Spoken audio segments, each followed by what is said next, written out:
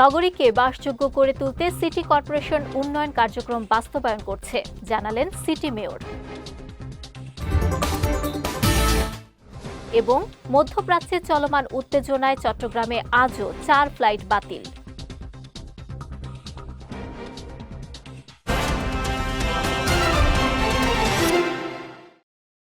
আসসালামু আলাইকুম। চট্টগ্রাম সংবাদে আমন্ত্রণ জানাচ্ছি আমি নুসরাত আহমেদ। শুনছিলেন শিরোনাম, এবারে বিস্তারিত।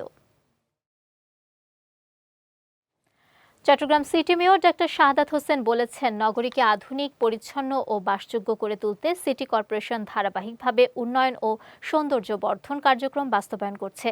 দুপুরে নগরীর দামপাড়া বিশ্ব মসজিদ গেট থেকে কাজীর দেউরি মোড় পর্যন্ত এক সৌন্দর্য বর্ধন কাজের উদ্বোধন অনুষ্ঠানে তিনি কথা বলেন। চট্টগ্রামের গুরুত্বপূর্ণ সড়ক ও মোড়গুলোকে নান্দনিকভাবে সাজিয়ে তোলার মাধ্যমে নাগরিকদের জন্য একটি সুন্দর ও সুশৃঙ্খল পরিবেশ নিশ্চিত করা হবে বলেও জানান চসিক মেয়র।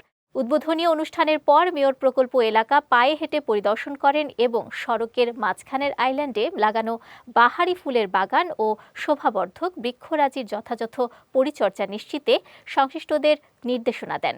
এ সময় চট্টগ্রাম সিটি কর্পোরেশনের ঊর্ধ্বতন কর্মকর্তা সহ অনেকে উপস্থিত ছিলেন। মধ্যপ্রাচ্যে চলমান যুদ্ধাবস্থার কারণে চট্টগ্রামের শাহ আমানত আন্তর্জাতিক বিমানবন্দরে আজ আরও 4টি আন্তর্জাতিক ফ্লাইট বাতিল করা হয়েছে। এ নিয়ে মোট 50টি আন্তর্জাতিক ফ্লাইট বাতিল করা হলো।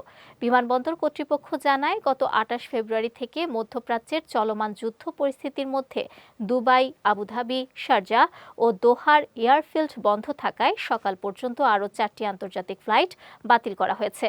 বাতিল হওয়া ফ্লাইটগুলোর মধ্যে বিমান বাংলাদেশ এয়ারলাইন্সের মধ্যপ্রাচ্য থেকে আসা 2টি অ্যারাইভাল ফ্লাইট এবং এয়ার আরাবিয়ার মধ্যপ্রাচ্য থেকে আসা আরও 2টি অ্যারাইভাল ফ্লাইট রয়েছে। বিষয়টি নিশ্চিত করে শাহ আমানত আন্তর্জাতিক বিমানবন্দরের জনসংযোগ কর্মকর্তা প্রকৌশলী মোহাম্মদ ইব্রাহিম খলিল বলেন, মধ্যপ্রাচ্যের পরিস্থিতির কারণে ফ্লাইট পরিচালনায় এ বিঘ্ন সৃষ্টি হয়েছে। পরিস্থিতি স্বাভাবিক হলে ফ্লাইট চলাচলও স্বাভাবিক হবে বলে আশা প্রকাশ করেন তিনি। বিগত সরকার প্রেস ক্লাবকে দলীয় ক্লাবে পরিণত করায় জনগণের সার্বজনীন প্রতিষ্ঠানগুলো মানুষের কাছে ঘৃণিত হয়ে পড়েছিল বলে মন্তব্য করেছেন তথ্য ও সম্প্রচার মন্ত্রী জহিরুদ্দিন স্বপন। গতকাল চট্টগ্রাম ক্লাবে আয়োজিত ইফতার, দোয়া মাহফিল ও সুধী সমাবেশে প্রধান অতিথির বক্তব্যে তিনি এ মন্তব্য করেন। চট্টগ্রাম প্রেস ক্লাবের সভাপতি জাহিদুল করিম কোচির সভাপতিত্বে সাধারণ সম্পাদক গোলাম মাওলা মুরাদ ও যুগ্ম সম্পাদক মিয়া মোহাম্মদ আরিফের যৌথ সঞ্চালনায় অনুষ্ঠানে দৈনিক পূর্বকোণ পত্রিকার সম্পাদক রমিজউদ্দিন চৌধুরী, দৈনিক সুপ্রভাত বাংলাদেশের সম্পাদক রুশু মাহমুদ ও দৈনিক কর্ণফুলীর সম্পাদক আফসার উদ্দিন চৌধুরী সহ অন্যান্যরা উপস্থিত ছিলেন। কক্সবাজারে পৃথক অভিযান চালিয়ে বিপুল পরিমাণ ইয়াবা ও মাদক বিক্রির নগদ টাকাসহ 3 কারবারিকে গ্রেফতার করেছে পুলিশ। সকালে বিষয়টি নিশ্চিত করেছেন কক্সবাজার সদর মডেল থানার ভারপ্রাপ্ত কর্মকর্তা মোহাম্মদ সমিউদ্দিন। বলেন, ভোরে জেলার সদর থানাধীন বাংলাবাজার ও কুরুলিয়া এলাকায় অভিযান পরিচালনা করা হয়। অভিযানকালে 50,000 পিস ইয়াবা ও মাদক বিক্রির নগদ 4,50,000 টাকা সহ 3 কারবারিকে গ্রেফতার করা হয়। মাদক ও সন্ত্রাসের বিরুদ্ধে এ ধরনের অভিযান অব্যাহত থাকবে বলেও জানান এ পুলিশ কর্মকর্তা।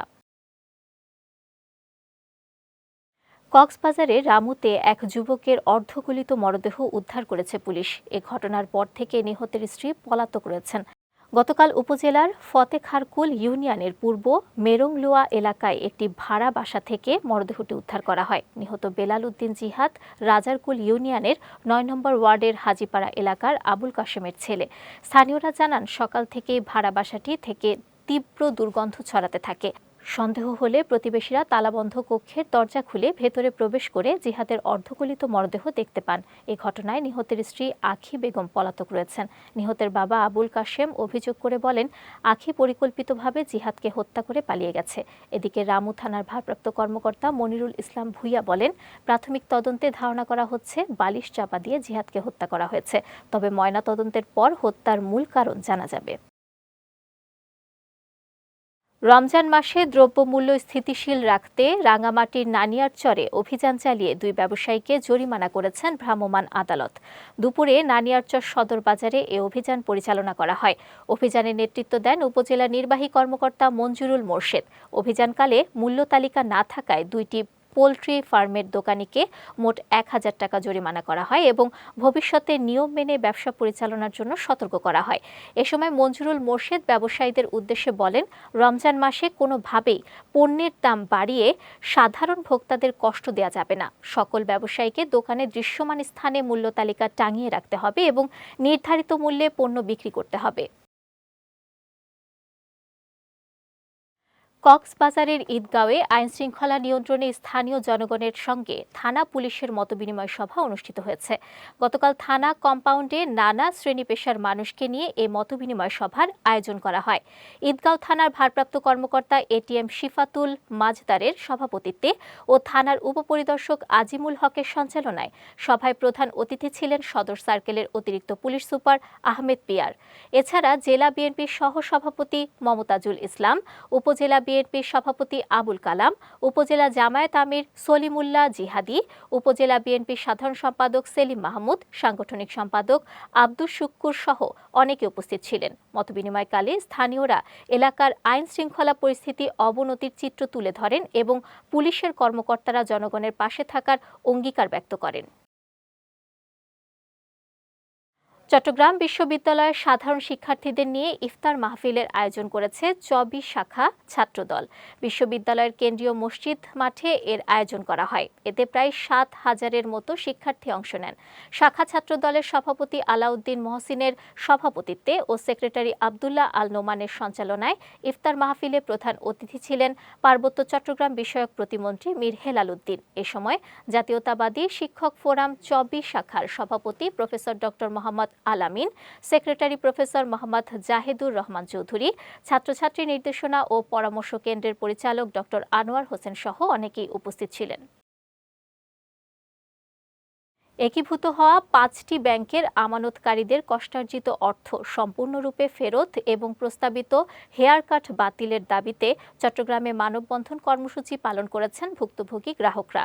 সকালে চট্টগ্রাম নগরীর কোতোয়ালি এলাকায় বাংলাদেশ ব্যাংকের আঞ্চলিক কার্যালয়ের সামনে বাংলাদেশ ব্যাংক ভুক্তভোগী আমানতকারী অ্যাসোসিয়েশন চট্টগ্রাম বিভাগের উদ্যোগে এ কর্মসূচি অনুষ্ঠিত হয়।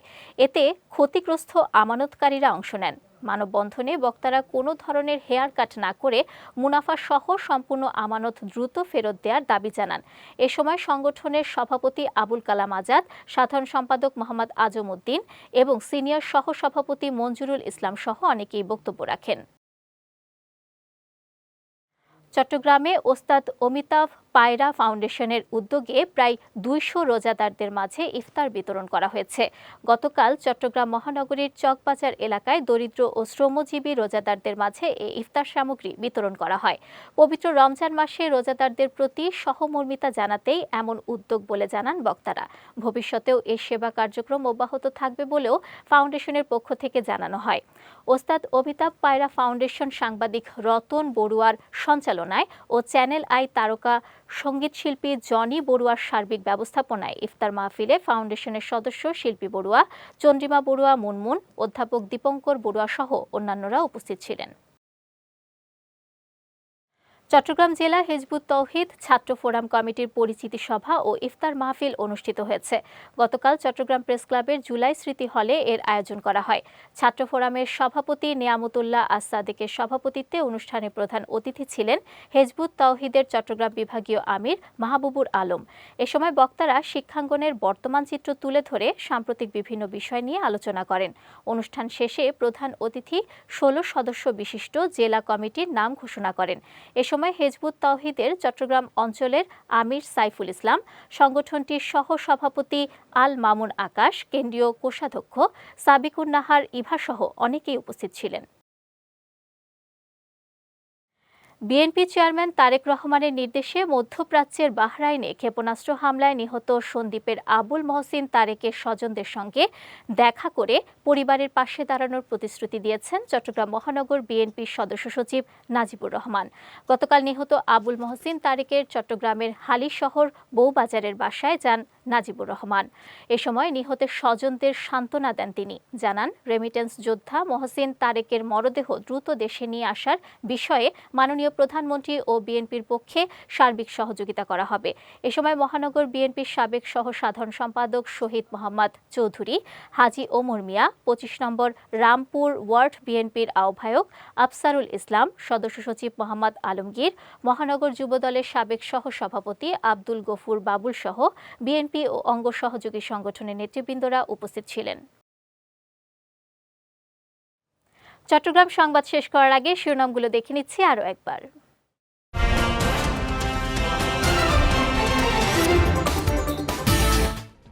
নগরীকে বাসযোগ্য করে তুলতে সিটি কর্পোরেশন উন্নয়ন কার্যক্রম বাস্তবায়ন করছে, জানালেন সিটি মেয়র। এবং মধ্যপ্রাচ্যে চলমান উত্তেজনায় চট্টগ্রামে আজও 4 ফ্লাইট বাতিল।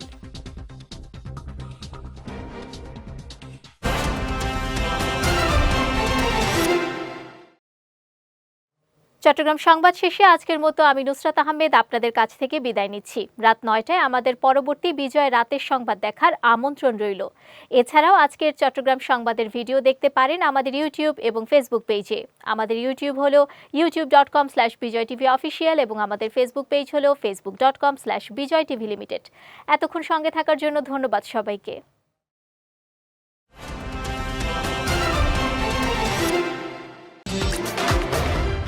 বিজয় টিভি, অনির্বাণ বাংলা।